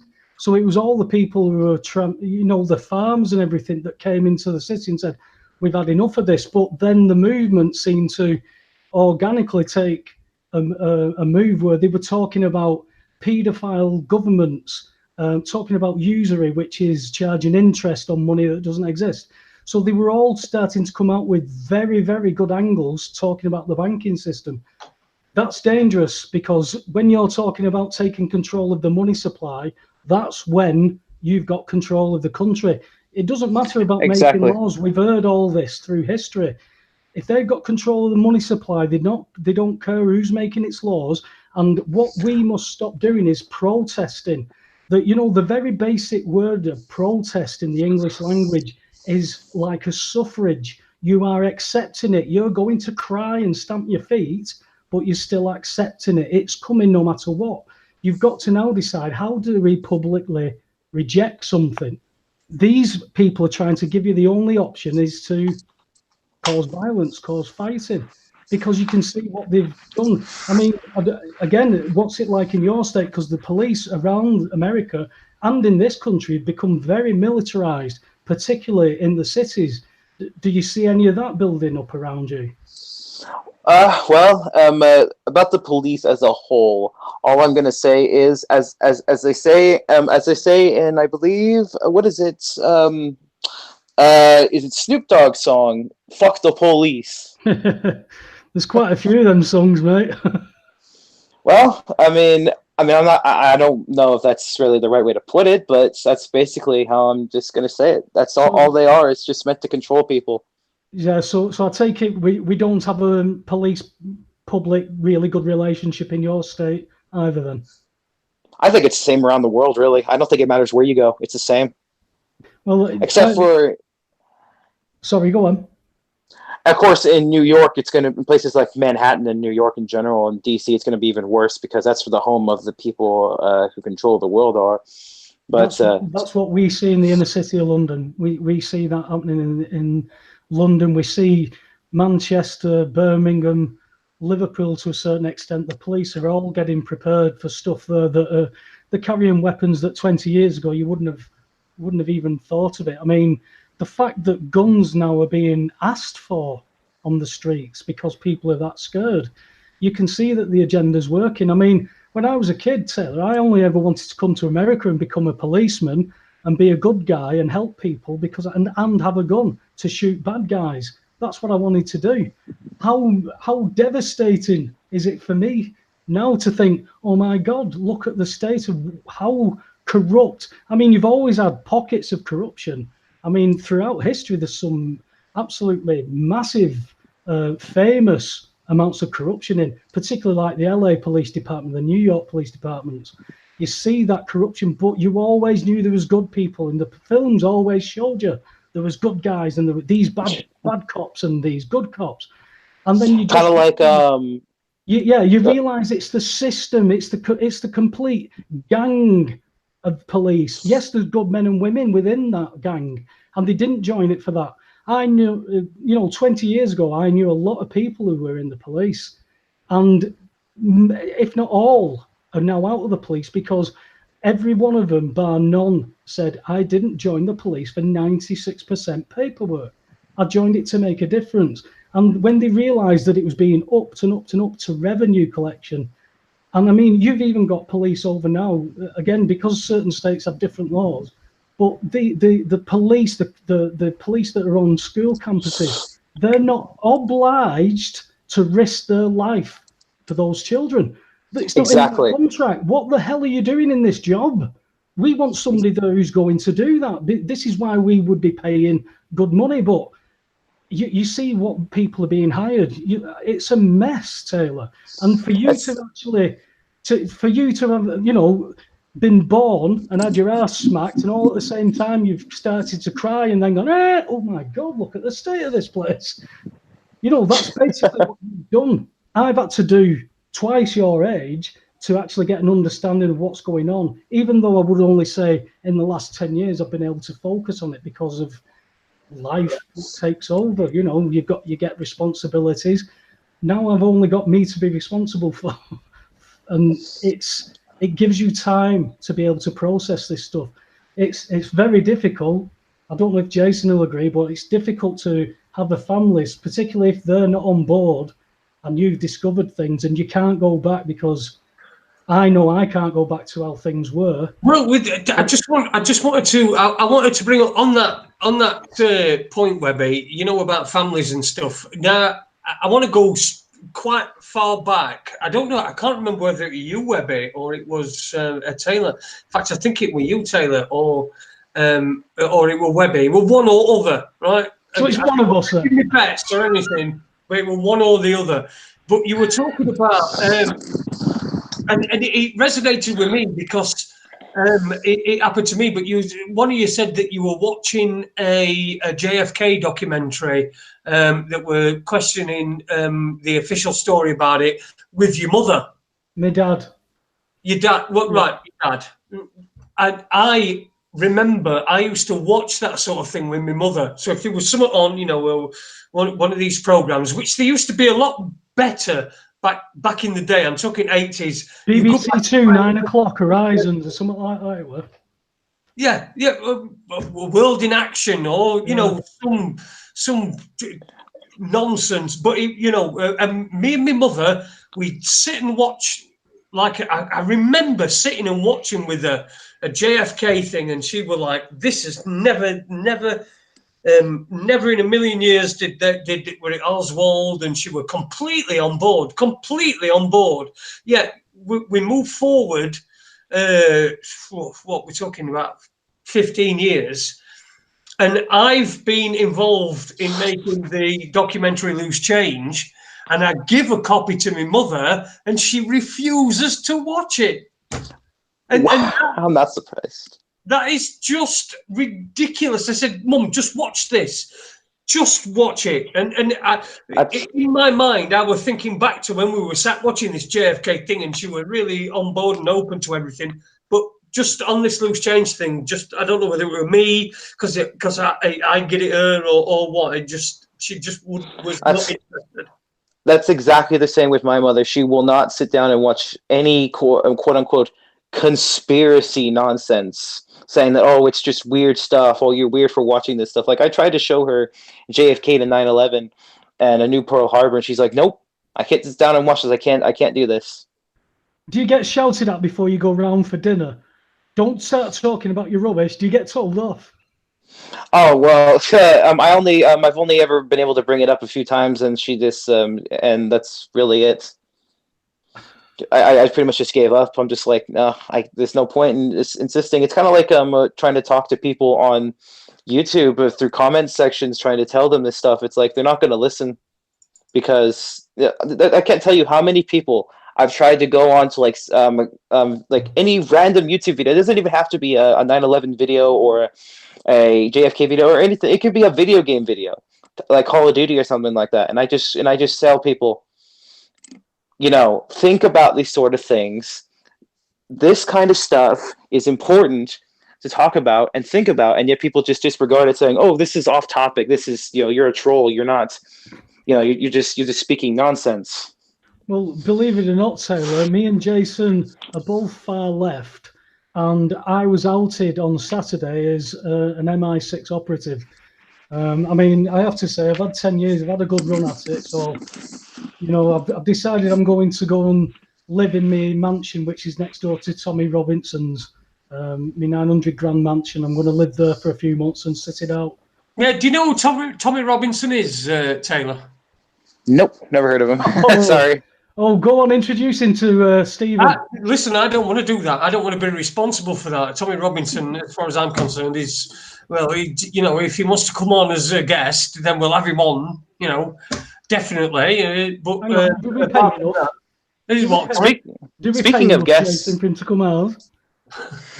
Speaking of guests, I'd like to ask if you could get on James Corbett's or James Evan Pilato sometimes. I also think that they're two. I don't know if you've heard of them. Yeah, I know James Corbett. I'm not having him on. Oh, yeah, you're not a fan of him? Let's just say it's personal. It's personal. It's personal. Oh, is it just the things he says don't resonate with you?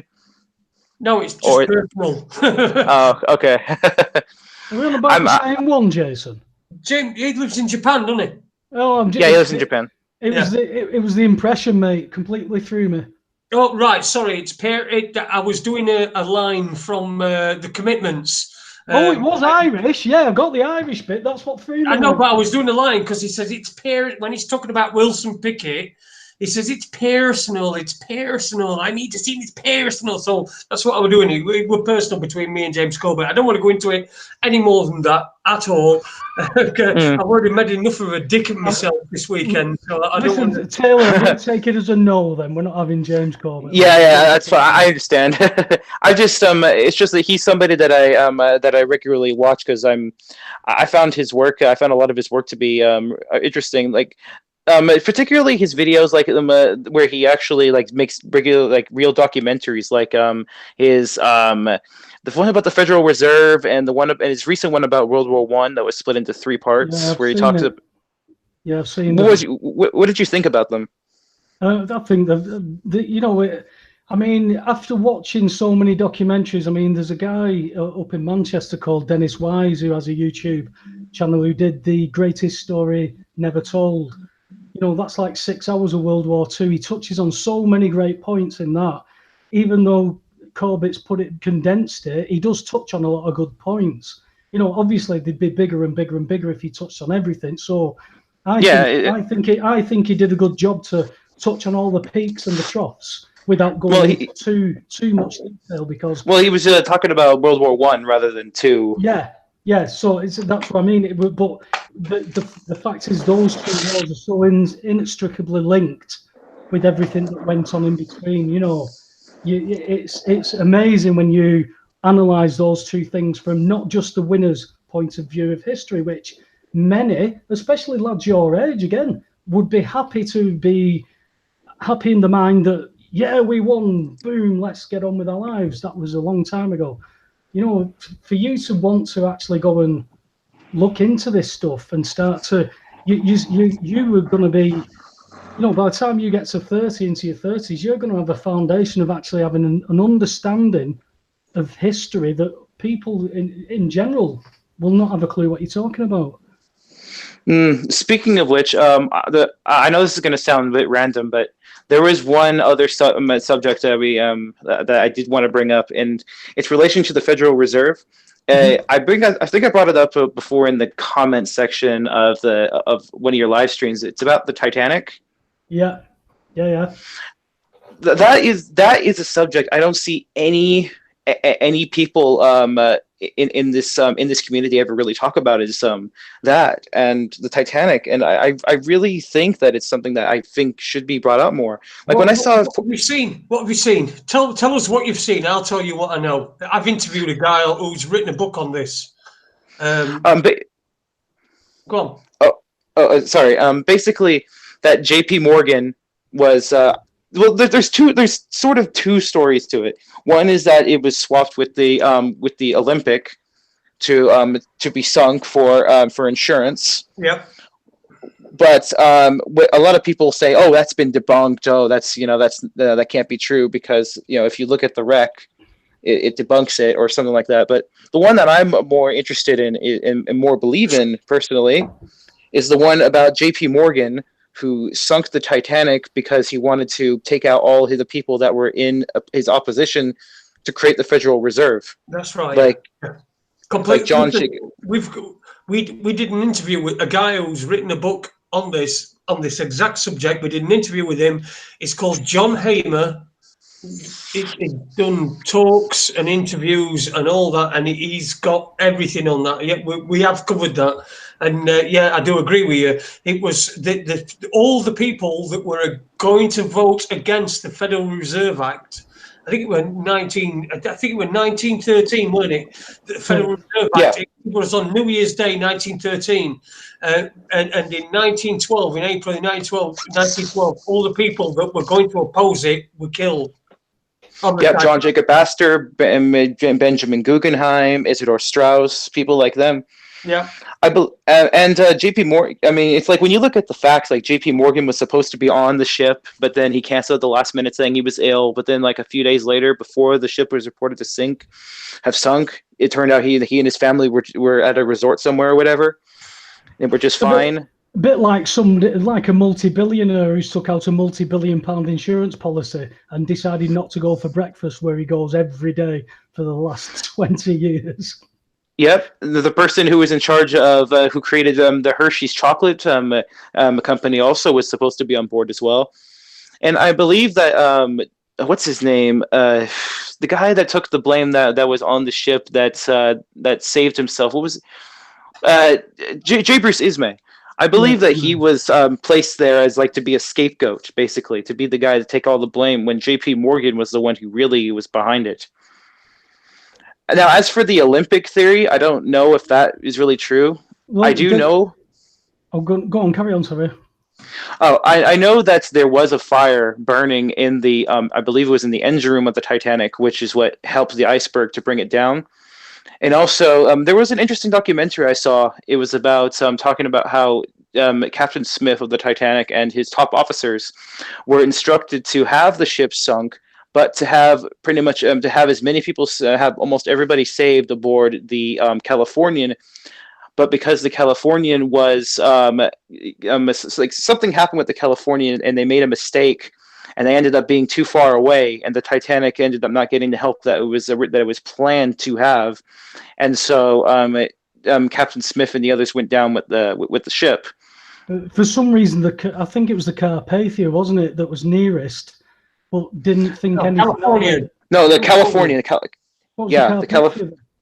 The Carpathia is the one that saved the passengers. The Californian's the one that was that took the blame. Right, and then when the Californian they used an excuse, didn't they? I mean, the Californian could have gone and saved everybody, but I think there was they used the excuse that the Titanic had broadcast the distress signal CQD rather than SOS, and SOS. No, they did SOS as well. Come into play.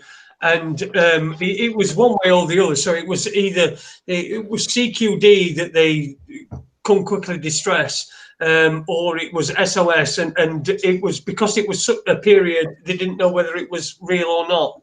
Or what? No, I believe the story was that because they were firing white rockets instead of distress rockets, it looked like that they were having a party rather than they were signaling for help. I believe that was the story.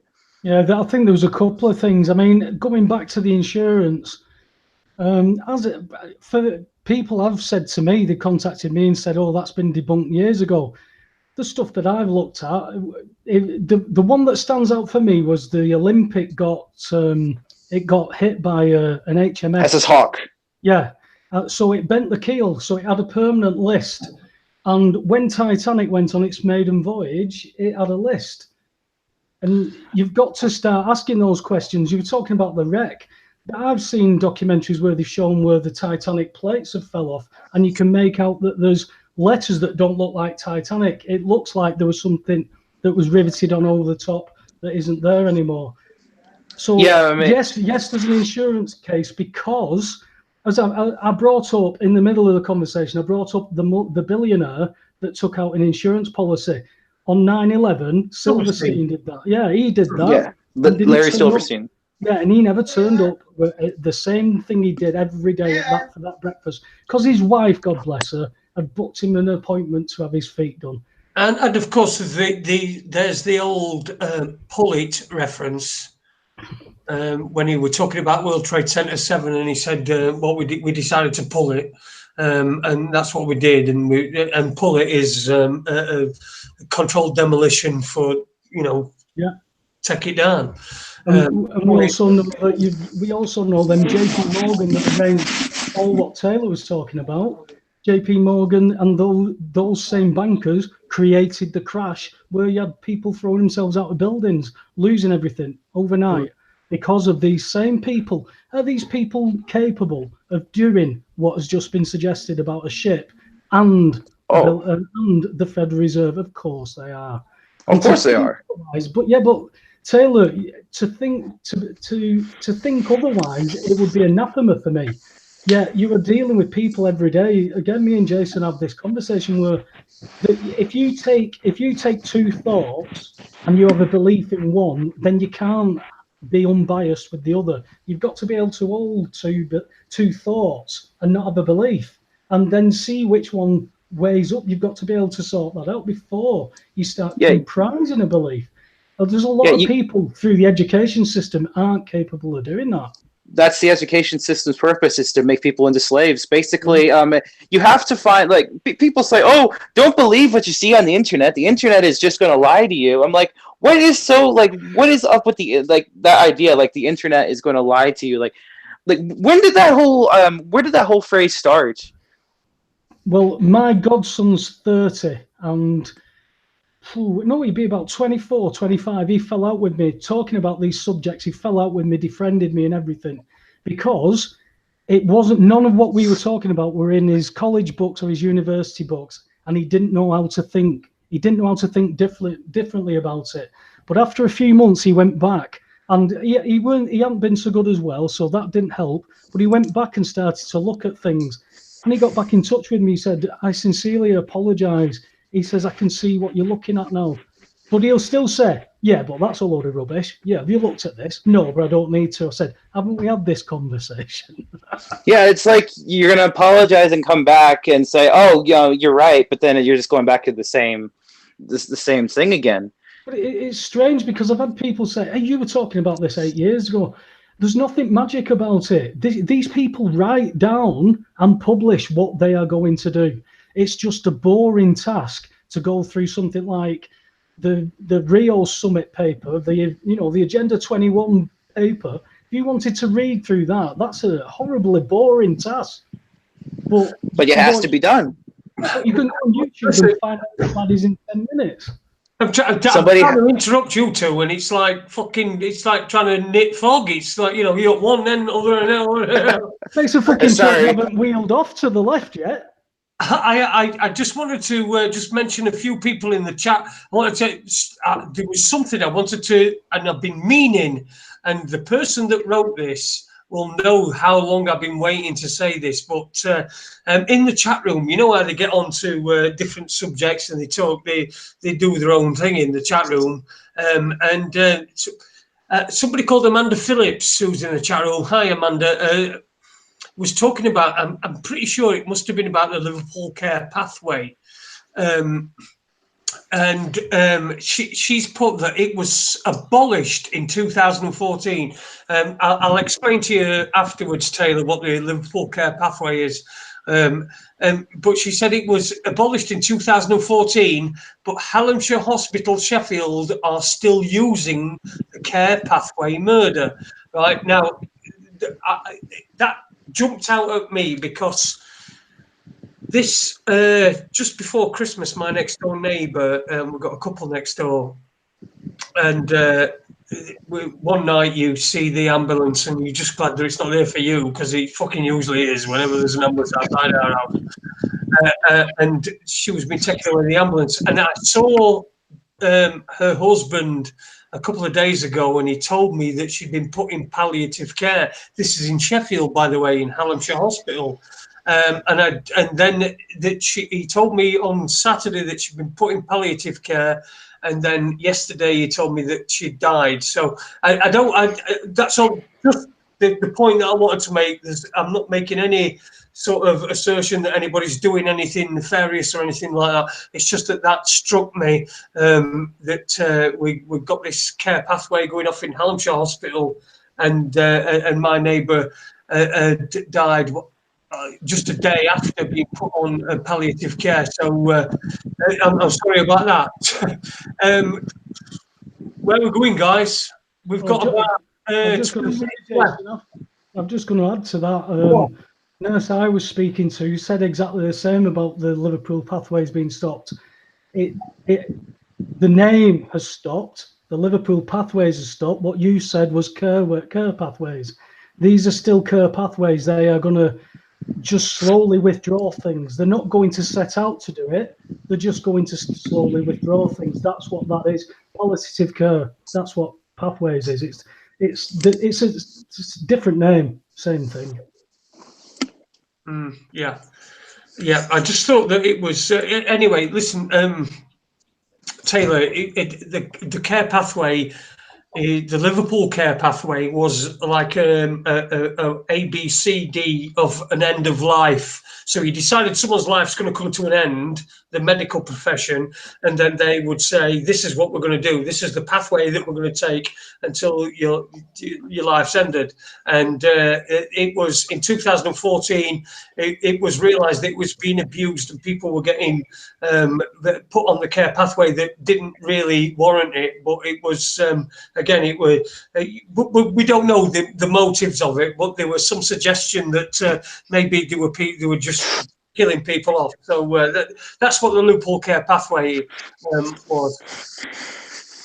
That's crazy. I'm not surprised, especially with all the pedophilia that goes on by people like the Rockefellers and the Bushes and the Clintons and the Rothschilds and all of them. I'm not surprised. It just seems that there's nothing off limits, is there? There's nothing. Oh, no. What do you know? What I'm going to ask you? I'm going to ask you. I know you don't really do social media very much, but what about you know these people that I don't want to say trap, because these people walk straight into it and do it themselves, but these people that set up pedophiles or people that are, I know there's a different word in India and America. If it's 14 or over, it's predator rather than a paedophile. But you know, these people that set up these stings, what did they have much of that in America? And what's your thoughts on it? Could you rephrase the question? Actually, I don't really understand. Okay, so you'll get guys or people that are decoys, and they will have a profile that they are a young child, a girl or a boy, 11 or 12 or something like that, and then they'll be engaged by adults, and the adults are then, when they arrange and go and meet the child, they are then confronted with cameras and broadcast all over the internet. I've never heard of that happening, actually. Wow. Usually, in my experience, people that meet online, they never meet up in real life. Wow, it's rife over here, Paul. Yeah, it is. It's what happens is, so you'll get somebody, a group that will set up a profile on social media, and then go. They won't provoke, but they will go to places where perhaps there are adults, or in fact, adults fucking do this anyway, don't they? I'm saying perhaps they're adults where adults shouldn't be, but there are adult profiles, adult people, and they engage with the young child, with the child who they think is a child, but it's not. It's actually a group of people that have set up this decoy, and then what they'll do is they'll arrange to meet so that the predator feels like he's going to meet the child, but when he gets there, he's confronted with people, accusing him of all sorts because of what he said, and it's rife over here. I'm very surprised you've not heard of it. Well, all I can say to that is, whenever I talk to somebody on social media and they're claiming to be like, this is something I hate, is when people claim that they're a female online and they aren't, they're actually a male, just to try to get people to get on people's good sides. I call it traps, as people at my age like to call it, as a trap, basically. And I hate when people do that. It's like, I have a female avatar, but I specifically always tell people I'm a male. I'm not a female. I'm not trying to pretend to be a female. And could you just genderize yourself?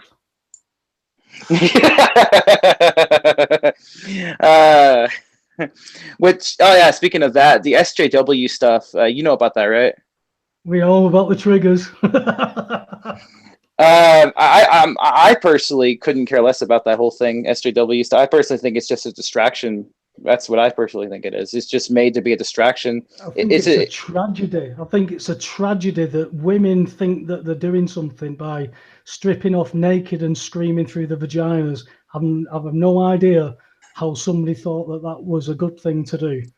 You know, on your day off, hey, Jane, do you fancy coming into town and screaming through your vagina? I don't know anybody who'd do that. There's something not right with these people. And that, again, they get all the media.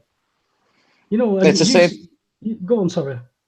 It's the same thing with people like PewDiePie or people that just that upload like video games to YouTube or memes to YouTube talking about this kind of just themselves playing, and they get millions of dollars every all the time.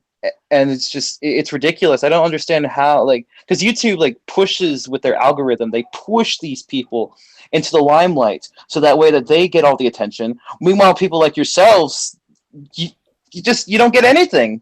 It's ridiculous. It's why I can't stand people like PewDiePie that don't do anything. They don't talk about the things that people like you or I talk about. Taylor, Jason's holding his hands up. Tell him who PewDiePie is.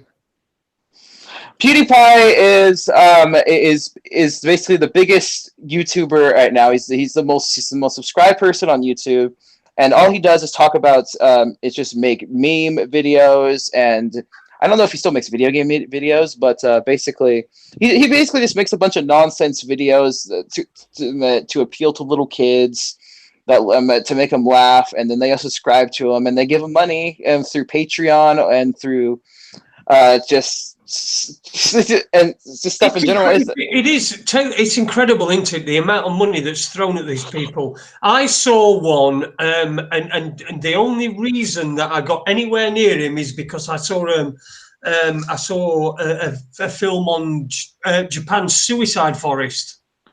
You know the one?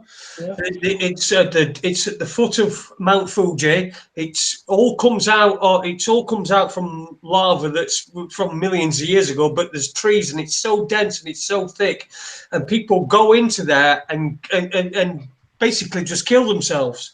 But you get what you do is people walk in, and what they'll do is, when they come off the main road, they'll attach a ribbon so that if they change their mind, they can get back, because otherwise you're just not getting back. So, and I saw something on this, and there was this one, and I can't fucking remember what his name were, but it was this huge YouTube thing. We're getting millions and millions of hits. It were obvious that we've got this. It was stood on his advert. It was stood on top of a high-rise building somewhere, and this helicopter were coming in, and he were talking to helicopter, and it was just all fucking all just set up. The amount of money that's thrown at these people is incredible. But what he did is, when he went into that forest, because he went into that forest going, "Oh, we're going into that forest, yeah, we're going to find dead bodies, yeah." That sort of shit. And you know what he did? They found somebody hanging there, and he took piss, and that was it. As far as I know, that would end of his YouTube career. But it were all over everywhere. But the amount of money, I just can't understand how that money's being generated. If it's being generated because of the amount of views that he's got, then we're all paying a huge price to be able to watch some fucking dickhead who walks into a forest and sees somebody hanging there and then decides to take the piss. I mean, for God's sake, that's a human being. That's somebody who's decided that you can't live anymore. And then people will give the excuse of, "Oh, it's just an opinion. If you don't like it, don't watch it." But I don't want it to exist. Exactly. I don't like it. I don't watch it. I don't want it to exist. Like I don't want Leeds United to exist. Exactly. These people. Which You mind if I talk about something before we wrap up? Because I know we only have about 15 minutes left. Yeah, go ahead, mate. I wanted to talk about video games and anime, if you know what that is. Yeah. Well, those are two extremely big things on the internet, especially video games, of course.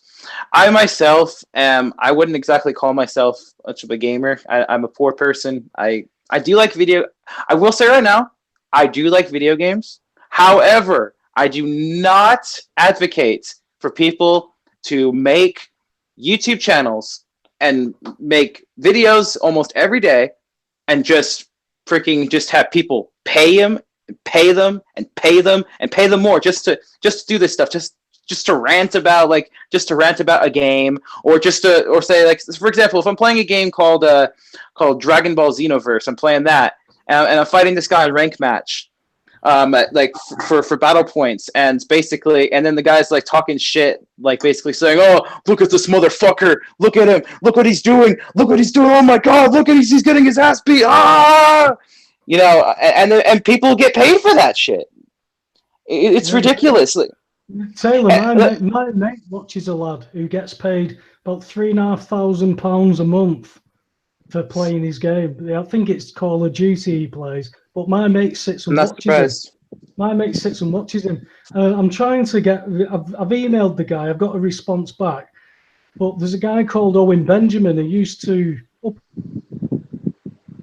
Wednesday Night Live and earning 30 grand a week in Hollywood. And he got into a Twitter argument with some of his friends on there because they'd put, I might not get it completely right, but he put his son, or his son had decided that he might want to be a girl. So they put him on beta blockers to change him biologically so he could decide. Now, he said, he got into the argument because he said that's child abuse. Because his terminology was, he said, my son wanted to be an Autobot this morning and he wanted to be a dinosaur yesterday. Where am I going to draw the line? Exactly. And overnight, Taylor, his agent dropped him, his friends dropped him. He ended up having to move out of Hollywood, and he's ended up doing a YouTube channel now. And he's a funny guy. He's called Owen Benjamin. His YouTube website is A Huge Pianist. And he's a funny guy, and he started to get all these revelations. He's just done the moon landings. He's convinced now. He's not gone. We've never been to the moon. Now he's lost friends because he said we've never been to the moon. And then he's adamant about other things. I'm going, well, you've got so many things that are going to start falling away. And because he's mentioned things like moon landings, people who subscribe to him are paying him $10 in I think it's like a super chat. I'm not really up to it with all the Patreon stuff. But somebody like paid him $10 to just go, you're this, you're that, you're a dickhead, blah, blah, blah. And he goes, thank you, banned. So he just banned him. And somebody paid $10. Somebody paid $10 to say that to him, and he got banned. And that's my point. He says, I'm not asked about the money. He said, I've been there, I've earned the money. He says, it's not worth chasing that. He says, I can do what I can do. And you can see there's people now starting from people who were 10 years ago completely asleep, indoctrinated in what is life, because life takes over, are now going, whoa, there's something not right. And even, yourself, last couple of years, I've been contacted by so many people who said, I've only been looking at this for like 18 months, 2 years, 3 years. And it's because there's been so many people that have documented this over 20 years, 20, 30 years. We live in that age of information, don't we? Ignorance is a choice now. 30 years ago, you'd have struggled to go and get this information. It's right at your fingertips now. And that's exactly why the oligarchs are trying to fight, or trying to censor everything. That's exactly why every couple years you hear about this new bill they're trying to pass to try to censor the internet.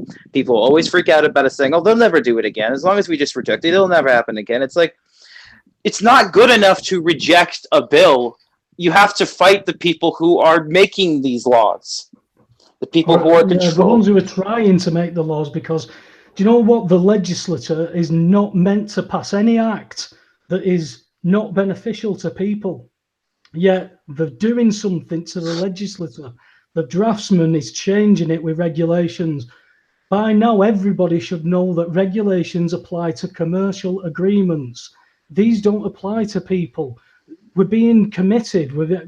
People are getting sentences, getting fines under judicial proceedings that apply to corporations. They don't apply to people. And that is why people have got to understand that the legislation that they're trying to operate under is fraudulent. It's been bastardized. It's got to go back to be changed back into basic English, because I keep banging on about this English language. It's all the civil law in your country, my country, all across Europe, all civil law is in English, because in the English language you'll have 8 words to describe one thing. You can have how many definitions from one word, and you've got 8 words defining one thing.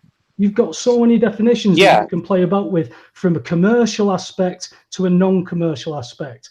In other languages, that doesn't work. But the English language is that's the language of Satan when it comes to legal law.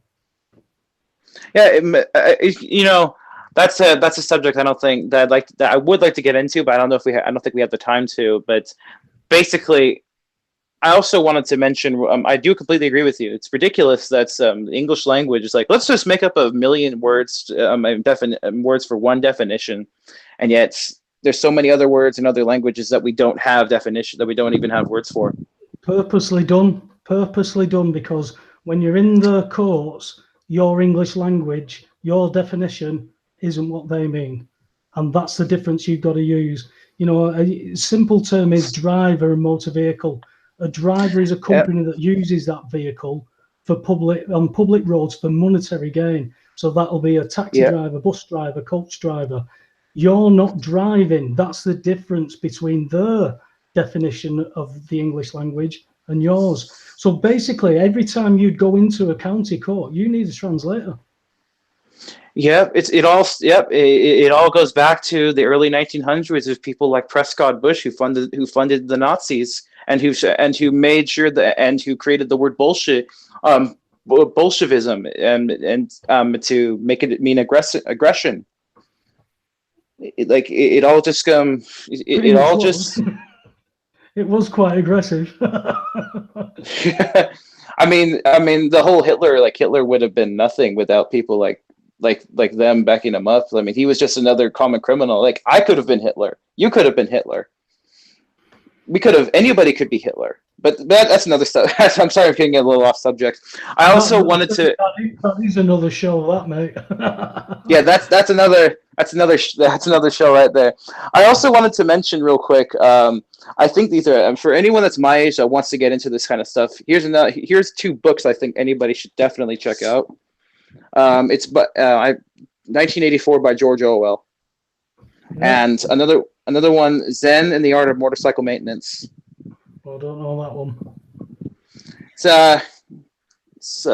Let's see here. Yeah, it's a very similar kind of book.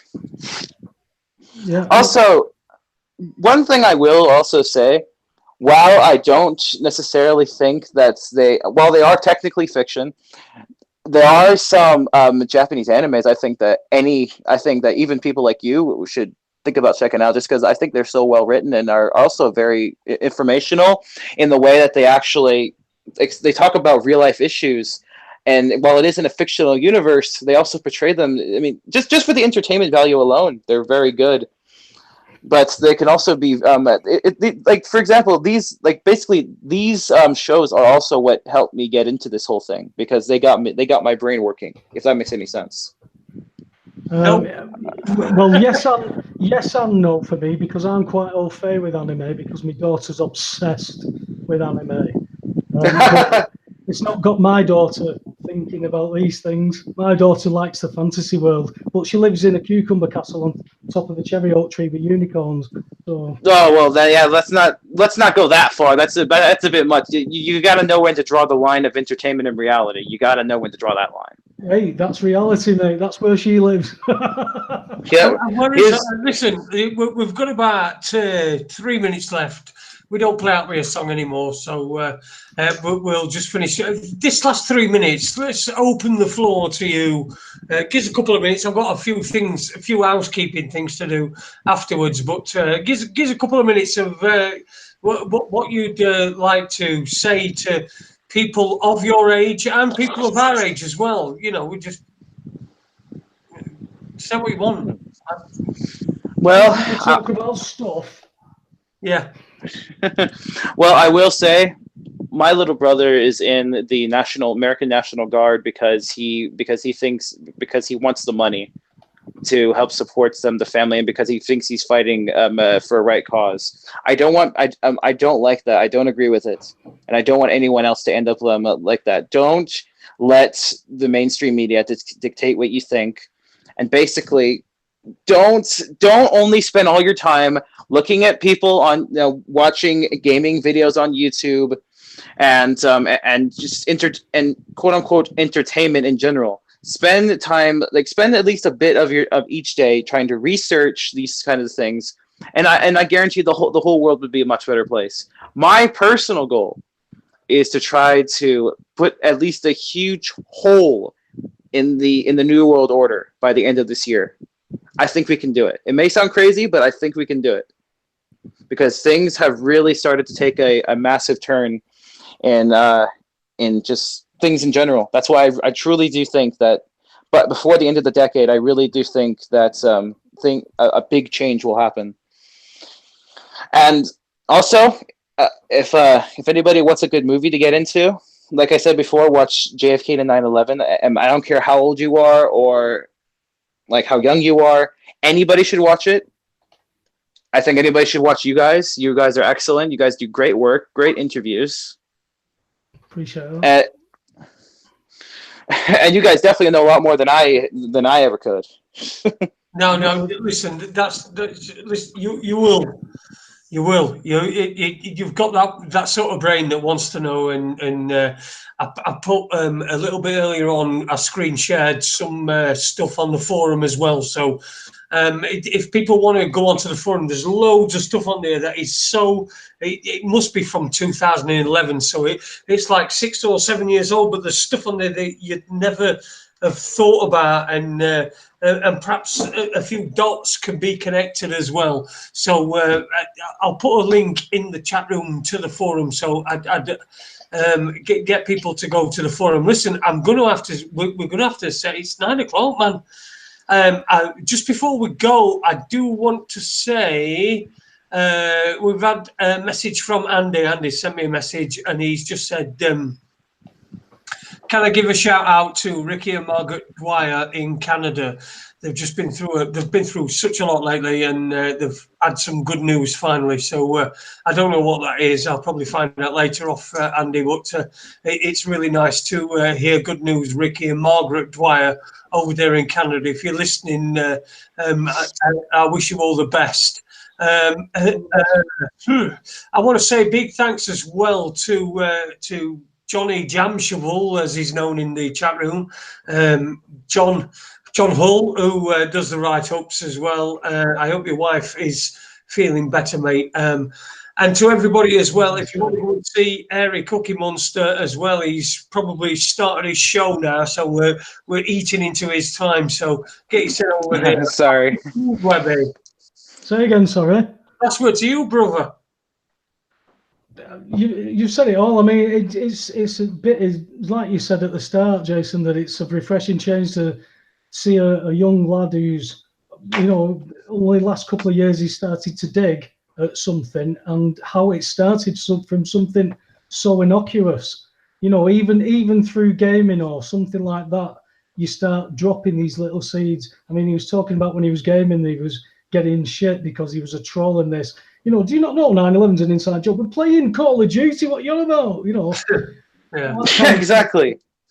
It's cramming those things into conversations. You know that I cram bills of exchange into near enough any conversation that I can.